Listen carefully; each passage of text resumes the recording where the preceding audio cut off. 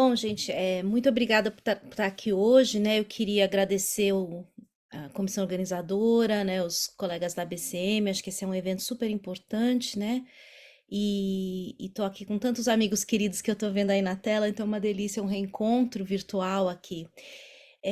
Então, eu queria falar um pouquinho, dando continuidade, acho eu, né, do que eu tinha conversado na última vez que eu participei do congresso da BCM, que foi durante a pandemia, e tentando entender um pouco o que estava acontecendo com os jovens, com as crianças, né?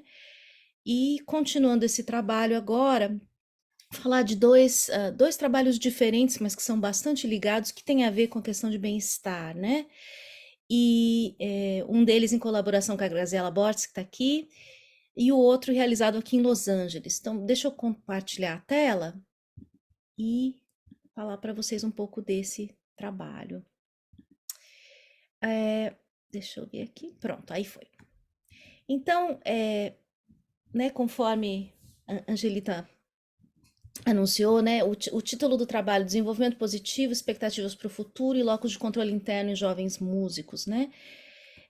Aqui vai um pequeno roteiro do que eu vou falar hoje, né? Vou ficar bem atenta aqui com o tempo. Falar um pouquinho sobre a música e o bem-estar e por que que eu acho que esse é um tema importante, né? Então, eu venho estudando as crianças e os jovens há muitos anos, mas eu acho que agora mais do que nunca esse é um tema que a gente precisa estar ligado. Eu sei que tem outros trabalhos, eu vi que Diana vai apresentar um trabalho sobre esse tema e tantas outras pessoas, né? Falar dos dois estudos e algumas considerações finais. Então, algumas coisas sobre a pesquisa sobre a música e o bem-estar, né? Então, nos últimos 30 anos, a gente vê um maior interesse nessas relações entre a música, a mente e o bem-estar, e em diversas áreas do conhecimento, né? Nas ciências, na neurociência, tal, uma coisa que a gente tem visto é esses avanços tecnológicos também ajudam a gente a entender essa questão do bem-estar, não apenas usando questionários ou observando as pessoas, mas observando inclusive a fisiologia, né? Fisiologia humana e a gente também tem hoje a possibilidade, com a tecnologia, de fazer esses estudos de corpos, né? Então, que a gente vê as pessoas fazendo muitas revisões sistemáticas e tentando juntar os trabalhos de vários lugares do mundo para a gente entender esses construtos que são tão complicados, né? Na literatura, e Penélope Goop é uma da musicóloga, mas tantas pessoas já falaram isso, né? A música como essa linguagem das emoções e tendo essa ideia de que isso acho que está um pouco na psique da gente, né? A música tendo essa ligação quase mágica com o nosso estado de espírito. E a gente vê relatos em várias áreas, né? Então, na sociologia, Tia Denora escreveu uns anos atrás sobre a música como a tecnologia do self, do eu, né? Na psicologia cognitiva, vários colegas escreveram na música sobre esse recurso da memória, mnemônico, né? Vários estudos na pandemia sobre música e nostalgia, música marcando rituais importantes, então a antropologia fala muito disso, né? E a psicologia também é essa coisa do autocuidado, cuidar de si. E recentemente na Inglaterra, a Neta Spiro e a Rosie Sanfilippo criaram e estão trabalhando com uma rede, né, de pesquisadores e músicos, musicoterapeutas nessa questão, numa chamada sobre o bem-estar, chamado International Musical Care Network. Então, tentando juntar, ainda tem pouca gente que não é de língua inglesa, né? Então, vamos incentivar mais, elas estão buscando, para que a gente tenha, de fato, um, um arcabouço teórico forte sobre essa questão da música e do bem-estar, né? Durante a pandemia, eu tive a oportunidade, né, aqui trancada dentro de casa, de trabalhar com algumas pessoas e fazer trabalhos sobre o bem-estar em vários grupos diferentes. Então, um foi um estudo que eu fiz com o Anshou, que a gente queria entender como é que as pessoas estavam ouvindo música em casa e como é que os pais de crianças muito pequenas estavam usando a música. A gente fez um estudo piloto durante a pandemia e depois a gente fez um estudo que a gente está escrevendo agora, que a gente conseguiu recrutar uma amostra muito grande e tentar entender como é esse uso da música em famílias. E nesse trabalho que é interessante, o que saiu em primeiro lugar foi a questão da música e do bem-estar, né? No Bionic Ear Lab, eu tenho um papel muito pequeno, mas eu tenho vários alunos envolvidos, né, nesse grupo. A gente tem um trabalho com os usuários de implante coclear, né? Então, é um cientista que se uniu com pessoas da área de música e comunidade, e todas as semanas há um encontro virtual, né, por causa da pandemia, em que pessoas do mundo inteiro que usam implante coclear conversam e aprendem sobre instrumentos, e tentando desenvolver a audição, né, e também criar comunidade. E o que a gente notou, e nesse trabalho também, que já vem acontecendo há 3 anos, é que o que as pessoas mais falam da música para elas, com toda a dificuldade que é ouvir música com implante coclear, é a questão também do bem-estar. Então, novamente, né? Mas, claro, o problema de falar em bem-estar é como é que a gente define o que é bem-estar, né? Então, tem muitas definições possíveis. Aqui, o Centro de Saúde, de Disease and Control, aqui dos Estados Unidos, usa esse termo que eu achei interessante, né? Não há consenso ao redor do mundo, ao redor de uma única definição de bem-estar, mas as pessoas geralmente concordam que, no mínimo, o bem-estar vem acompanhado de emoções e humores positivos, alegria, contentamento, da ausência de emoções negativas, como aquelas ligadas à depressão e à ansiedade, da satisfação com a vida, do sentido de realização, preenchimento e do funcionamento positivo. Então, vejam que aqui eu destaquei o funcionamento positivo, porque foi isso que a gente queria entender em relação aos jovens, né? E a pergunta é, por que estudar isso e ligado ao bem-estar, desenvolvimento positivo, questões de locus de controle interno, resiliência, né? Então, opa, deixa eu voltar. Então, a primeira coisa que a gente está vivendo, e acho que todos nós sabemos, uma grande crise de saúde mental no mundo inteiro, né? Um pouco parte da Covid-19. A Covid-19 acho que mostrou para a gente muitas coisas que já não funcionavam, né? Mas ela teve um efeito, assim, imenso na saúde mental das pessoas e dos jovens, né? Então, houve, no caso dos jovens, um aumento do estresse e depressão, tem vários relatos, né? E no Brasil, segundo a Unicef, e um relatório chamado Situação Mundial da Infância 2021, foi estimado que 1 em cada 6 meninos e meninas entre 10 e 19 anos vivem com algum tipo de transtorno mental, né? Sendo mais expostos ao risco de automutilação, de depressão, suicídio, ansiedade e tal. Então é uma coisa muito grave, né? E que esse relato ele se alia também às definições quando a gente pensa na juventude, na adolescência em particular. A gente fala muito, ainda se fala muito na adolescência como um período de crise, de distúrbio, de problema, né? A gente sabe que os adolescentes se envolvem em comportamento de risco, né? Tem questões até neurológicas envolvidas, né? O desenvolvimento do córtex frontal e essa coisa toda. Então, mas a adolescência ainda e a juventude ainda é vista como uma fase de muitos problemas. E muitos programas que são desenvolvidos para os adolescentes não são programas para necessariamente desenvolver algo positivo nos jovens. Muitos programas são o quê? Para tentar, são só no ponto de vista preventivo, né? Então, ainda uma perspectiva muito deficitária, né? E isso a gente vê, com a Covid ficou pior. Então, tem muitos relatos, claro que houve perdas educacionais, né? Mas, como eu disse, a gente sabe que haviam problemas anteriores à Covid, né, com as escolas, com o ensino e tal. Mas hoje se fala muito nessa questão das perdas educacionais, né? Então, a geração perdida se fala muito, né? E no Brasil também. Então, eu procurei vários relatos, se fala muito dessa perda. Inclusive, você vê empresas de consultoria, de administração falando, né, da solução do problema. Tem toda uma questão política envolvida, né? Mas não se fala em vamos desenvolver coisas positivas para esses jovens, o que é que a gente pode fazer, né? Então tem vários, acho que várias abordagens possíveis. Na minha cabeça, isso eu concordo com vários pesquisadores que dizem vamos agora ver o que a gente pode fazer, primeiro para a gente ajudar esses jovens e também levar em consideração que eles também aprenderam coisas, né? Não que foi bom de jeito nenhum, né? A pandemia, mas essa ideia da geração perdida pode não ser exatamente o que a gente viu, né? Então eu gosto dessa manchete que diz é uma geração perdida só se a gente não agir no momento, né? Então isso foi a base dessa pesquisa que a gente fez e assim a ideia era entender qual que é o papel da música no bem-estar desses jovens. Então, para fazer esse trabalho, eu usei uma teoria que tem vários grupos diferentes aqui nos Estados Unidos. Um deles é da Universidade de Tufts, né? que chama a Teoria do Desenvolvimento Positivo dos Jovens. É importante dizer que, ou chamado de PYD, Positive Youth Development, e essa é, na verdade, é uma teoria, o que eu acho interessante, é uma teoria que vem muito, não vem só da academia, né? Mas é uma teoria que foi desenvolvida com base em muita pesquisa com grupos de comunidades, programas sociais, com programas de contraturno, para atender os jovens, então, pessoas que trabalham com os jovens no dia a dia, que não são necessariamente acadêmicos, aliás, a maioria não é formada por acadêmicos, que dizem, olha, aqui são as coisas que a gente procura desenvolver no nosso programa, né? Então, uma das formas de desenvolver essa ideia de desenvolvimento positivo, né, é pensar nisso como uma abordagem intencional, pró-social, que você quer engajar os jovens nas comunidades, mas reconhecendo o que eles têm de positivo. Então, não só olhar o jovem é um momento de crise, mas o que eles têm e o que a gente pode fazer para promover resultados positivos na vida desses jovens, né? Para que eles sejam líderes no futuro, para que eles tenham um futuro positivo e assim por diante.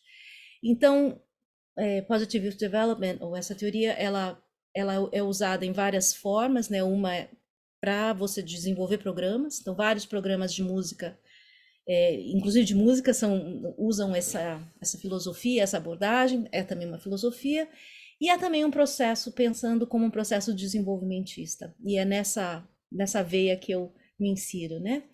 E só a última coisa sobre PYD, que fala-se muito quais são as coisas que a gente quer desenvolver nos jovens. Então, competência, confiança, conexão, caráter e cuidado e compaixão, né?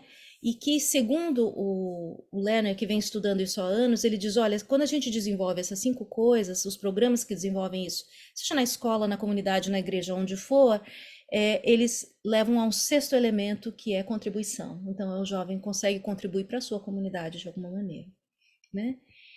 Então, vamos falar do primeiro estudo. Então, esse estudo com a Ancho, a gente tinha interesse em entender, peraí, foi muito rápido aqui, né? E entender que papel a música tem nesse desenvolvimento positivo dos jovens, né? Então, a gente fez um trabalho com um programa de música que foi introduzido no segundo maior distrito escolar dos Estados Unidos de escola pública, que é o Distrito de Los Angeles. E esse programa, um programa gratuito, que foi iniciado durante a pandemia. Então, quando os alunos estavam em casa, eles viram que houve uma redução muito grande dos programas de música. O distrito fez uma parceria com um grande construtor de instrumentos, né, que é a Fender, que vendeu mais instrumentos nesse momento do que em toda a história da companhia. Eles doaram uma quantidade enorme de guitarra, baixo, ukulele e violão, né, para as escolas. E os alunos que quisessem participar, todos eles do 6º ao 8º ano, eles começaram com esse middle school, que se chama aqui, e disseram, olha, você vai ganhar um instrumento, se você quiser participar, você vai ter uma aula virtual por semana, então você vai escolher o seu instrumento. O instrumento é seu, você fica com ele, é uma doação. Você vai ter acesso a esse app que a gente tem, um aplicativo que tem as aulas. Você vai ter uma aula com um professor da sua escola, um professor de música, que ele vai dar essa aula virtual, e você vai ter aula junto com alunos de outras escolas do distrito. É quem se inscrever. Então, tinha, sei lá, 2.000 instrumentos. Quem se inscrevesse, os 2.000 alunos que se inscrevessem, tinham essas aulas, né? E eles foram desenvolvendo esse programa ao longo da pandemia e continuaram com o programa, porque o programa parecia que estava dando certo, né? Quer dizer, continua dando certo. Então, eles nos procuraram e pediram, vocês fariam uma avaliação do programa? E eu disse, eu faço, mas eu gostaria de estudar essa questão de bem-estar. Então, esse é o estudo que nós fizemos, não é um estudo de causa e efeito, né? Então, a gente entrou na escola, isso foi exatamente há um ano atrás, né? Então, que com umas escalas que a gente queria perguntar, e todo mundo podia participar, alunos de música, alunos que não fossem de música.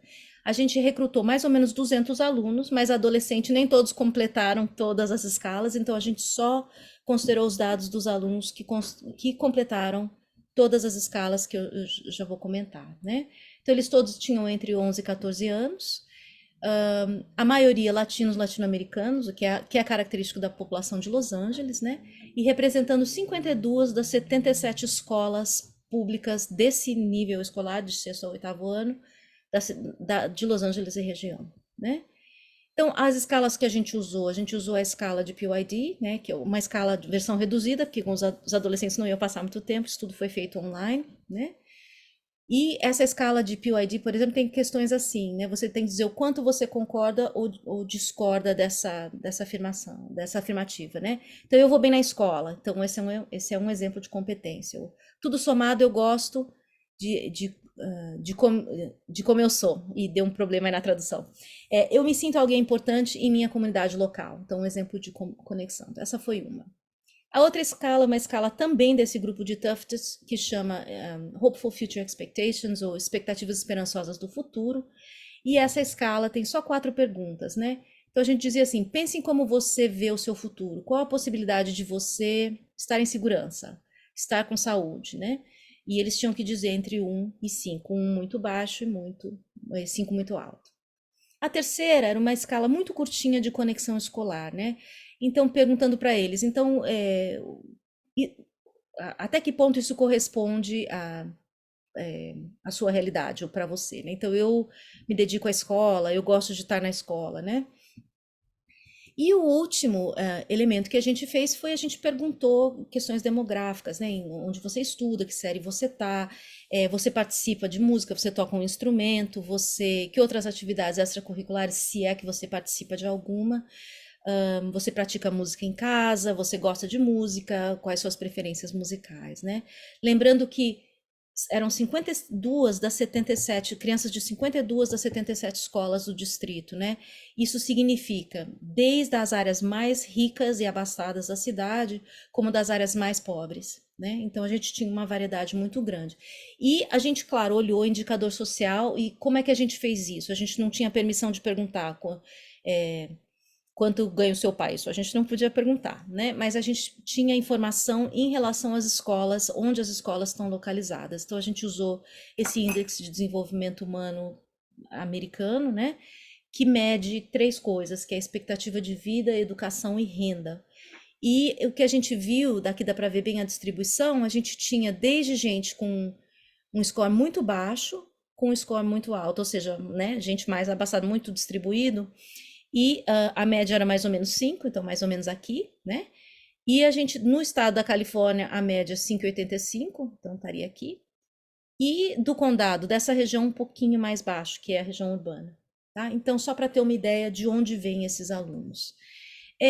Aí a gente fez uma outra coisa, ao invés de dizer, bom, a gente quer tantos alunos desse grupo, tantos alunos, a gente falou, todo mundo pode participar e a gente vai dividir os alunos em grupos a partir de quem participar, né? Isso é conhecido como um person-centered, né? Uma abordagem centrada nas pessoas que participam.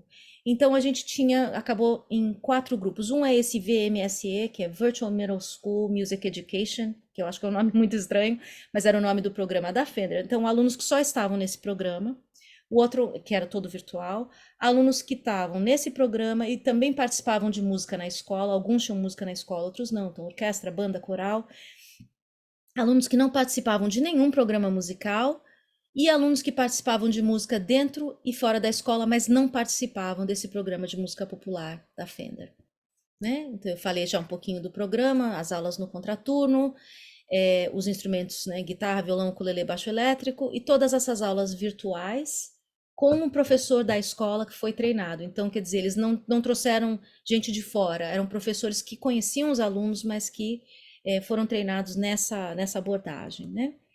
Então, só para ver a distribuição do que os alunos estavam tocando, a maioria violão, né? Daí, e alguns guitarra e um número menor de baixo elétrico e ukulele.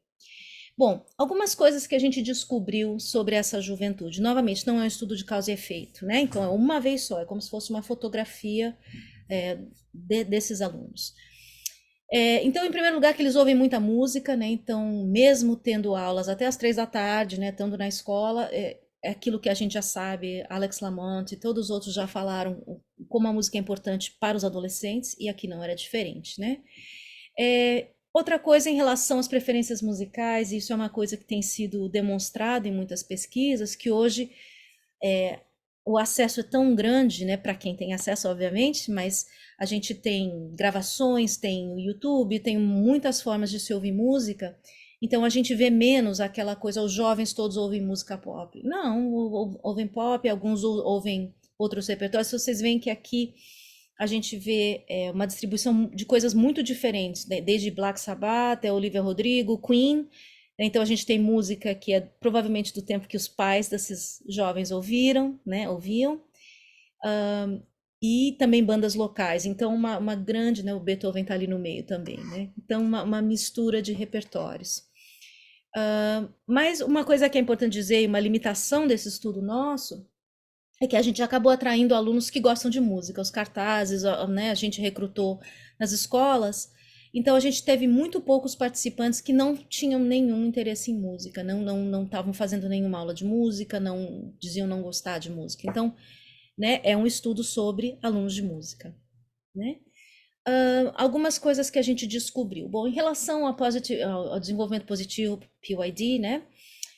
Que a gente viu que os alunos mais jovens, eles tinham os scores mais elevados em confiança e no score geral de PYD do que os alunos mais velhos, né? E a gente ficou pensando, talvez, por que esses alunos não começaram o middle school virtualmente? Eles começaram já na escola num outro momento, né? Uma outra coisa que a gente descobriu, a gente não perguntou só, né, a questão de gênero, a gente tinha várias categorias, e a gente descobriu uma coisa que já vem sendo revelado por vários estudos na sociologia, é que os alunos que não se diziam não binários ou que preferiam não dizer qual era o gênero deles, eles eram os que tinham os scores mais baixos, principalmente em conexão, né, do que as meninas, e mais baixo do que os meninos em confiança e conexão. Então é uma coisa, né, que a gente já está vendo, tem muito bullying com os alunos não binários, então questões de gênero muito complicadas, né? E também os alunos que faziam música fora da escola, mas que não estavam no programa da Fender, tinham os scores mais elevados em confiança do que os alunos desse programa virtual, né? Então, várias explicações possíveis, talvez até por ser um programa novo, programa virtual, né, não tem a mesma coisa dos alunos que também já estavam participando de música, né? Antes na orquestra, já estavam há mais tempo. Porque os alunos que não estavam no programa da Fender, em geral, já estudavam música há mais tempo. Algumas associações que a gente viu, novamente, não é causa e efeito, né? Mas os alunos que participavam em atividades extracurriculares no contraturno na escola e que gostavam mais de música eram os alunos que falavam que tinham uma conexão mais forte com a escola. Isso não é nenhuma surpresa, né?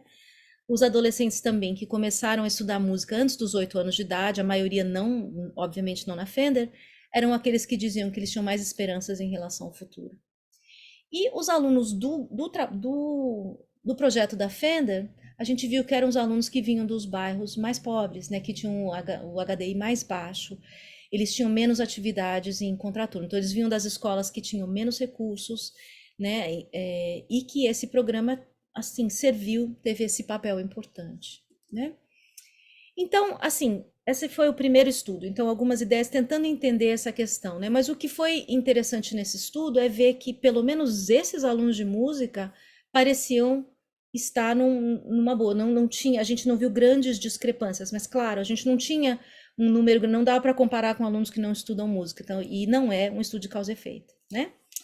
Mas voltando, então, agora, partindo para o segundo estudo com a Graziella, né? Então, voltando, assim, a essas definições de bem-estar, né? Como eu disse, a gente olhou o funcionamento positivo, mas a gente também queria ver essa questão de ausência de emoções negativas, satisfação com a vida, nesse sentido de realização e tal. Então a gente iniciou um estudo, eu vou falar só da parte de locus de controle interno e resiliência, mas é um estudo maior, né? E aqui tem minhas duas colaboradoras, a Nayana, que tá nos ajudando também nessa parte de locus de controle interno e resiliência, e a Grazi, que é minha parceira nesse trabalho.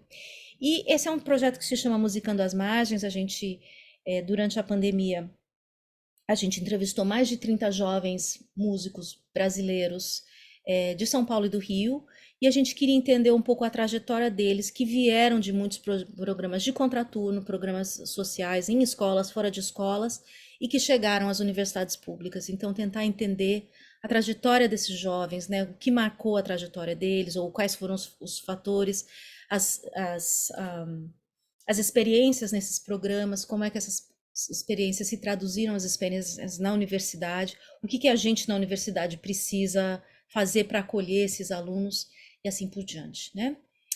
E além da gente fazer essas entrevistas, uma das hipóteses que a gente tinha é que, assim, esses jovens, né, muitos passaram por situações, assim, de violência, situações muito, muito difíceis, né, de moradia, de dificuldades em todos os setores da vida deles e delas, né, e a gente tinha essa hipótese de que eles seriam muito resilientes, e um dos elementos que tem a ver com resiliência é essa ideia de locus de controle, né, que é um fator que tem a ver com personalidade, né, tem a ver com a gente ou acreditar que a gente tem controle da nossa situação, então uma coisa que eu controlo a minha realidade, eu consigo ter agência sobre a minha realidade, ou então eu posso ter um locus de controle mais externo, né? O mundo determina como é que a minha vida vai ser. E todo mundo tem um pouco dos dois, né? A gente está, né? Mas a nossa hipótese era que provavelmente esses músicos teriam bastante resiliência e teriam um locus de controle interno, né? Então, resiliência aqui a gente definindo como essa habilidade do indivíduo se recuperar de adversidade, se adaptar positivamente em situações de tensão e estresse, né? E entendendo que resiliência é uma coisa super importante para o desenvolvimento humano, sobretudo na juventude, né? Quando a gente é jovem, é um período formativo, é um período de desenvolvimento de identidades, né? E que também estresse e saúde mental não ajudam, né? São coisas que têm um impacto muito grande, mas resiliência ajuda, é um fator de proteção, né? E entre os fatores, como eu disse, que influenciam a resiliência é esse locus de controle. Então, só para definir, locus de controle interno é quando o indivíduo atribui para si a responsabilidade pelas coisas que lhe acontecem, acredita que ele pode influenciar e interferir em situações. E o locus de controle externo é quando a gente atribui para os outros a responsabilidade pelas coisas que acontecem, né? A gente nem sempre é capaz de controlar as situações pelas quais a gente passa, ou a gente pensa que a gente não consegue controlar, né?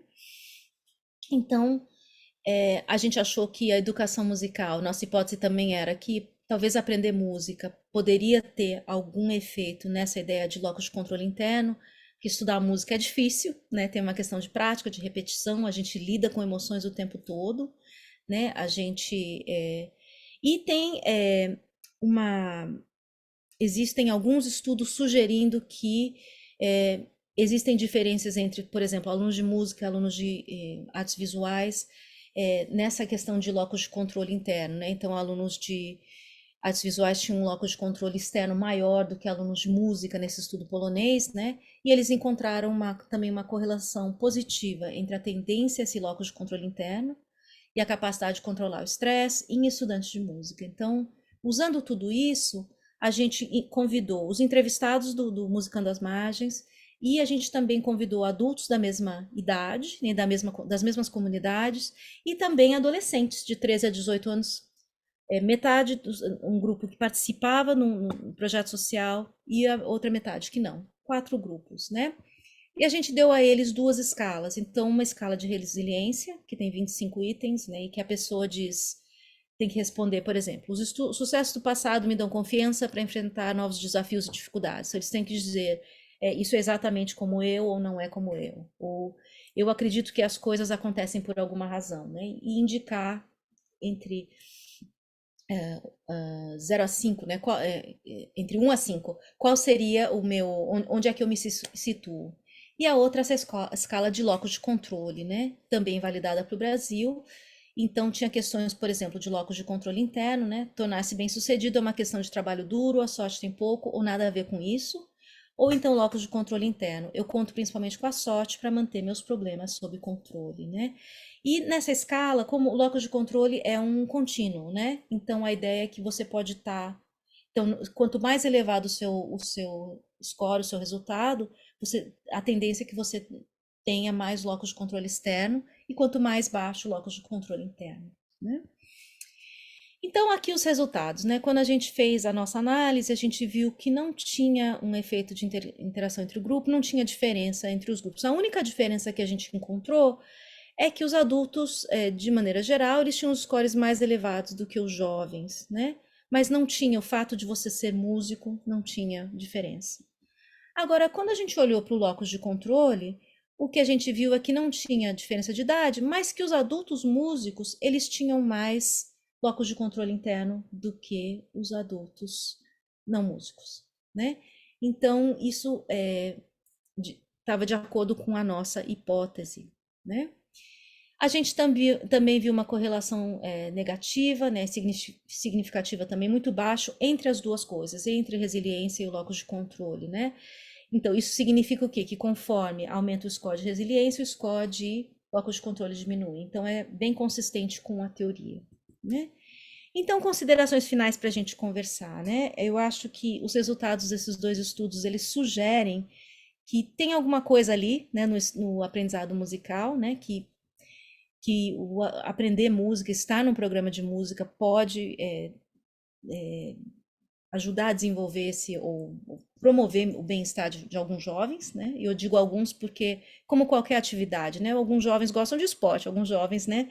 Então tem a ver também com motivação, com interesse.